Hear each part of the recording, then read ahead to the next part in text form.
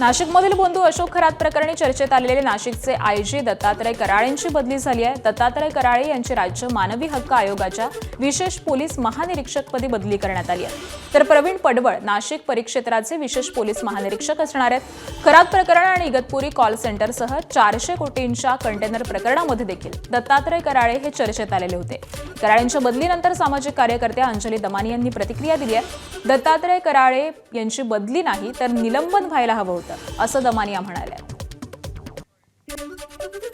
IG Datta Karale यांची बदली करण्यात आली आहे हे ऐकून बरं वाटलं। खरं तर हे बदली नाही, निलंबन व्हायला हवं होतं। कारण त्यांच्या विरुद्ध अशोक खरातांच्या प्रकरणामध्ये आपण तो व्हिडिओ बघितला ज्याच्यात ते त्यांच्या मंचावरनं भाषण देत होते। खरं तर एका आयजी पदावर असलेल्या व्यक्तीने असं करणं अतिशय चुकीचं आहे। खरात प्रकरण सोडून सुद्धा आयजी दत्ता कराळेंवर अनेक आरोप आहेत। एक सिरियस सीबीआय एन्क्वायरी देखील चालू आहेत आणि कुठेतरी मला असं वाटतं की हे सगळे भ्रष्ट ऑफिसर्स जे आहेत त्यांना या मोठ्या पदांमधनं काढलं।